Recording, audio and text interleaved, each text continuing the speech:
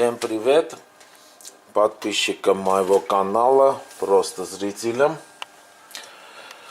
Меня зовут Арман.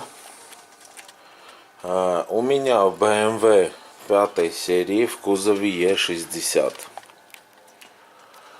Но в сегодняшнем видео я хочу поговорить о том, как отличить двигатель BMW M52 от двигателя M54. В принципе, отличить их друг от друга очень легко, несмотря на то, что они очень похожи друг на друга. И у меня есть много видео на YouTube про E60, и по крайней мере я 3 комментария помню, в которых пользователи спрашивали, как отличить двигатель M52 от двигателя M54. Итак, смотрите, показываю. Вот эта часть двигателя. Это двигатель M54.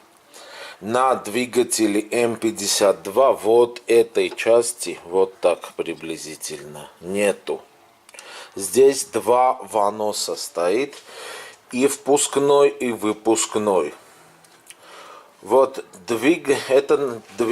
эта часть называется на двигателе M54 Double вонос. Двигатель М52 имеет только один вонос. Вот этой половинки слева, вот этой части, вот показываю, на двигателе М52 просто нету. Там только один вонос, и он впускной.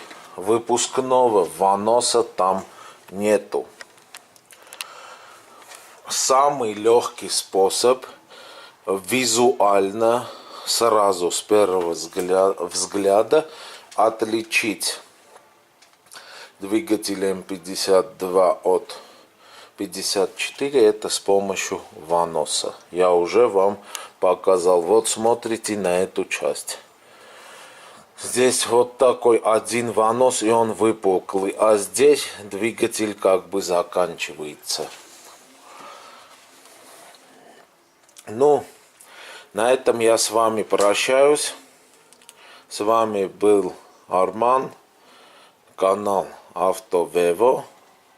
Всем пока, до новых встреч.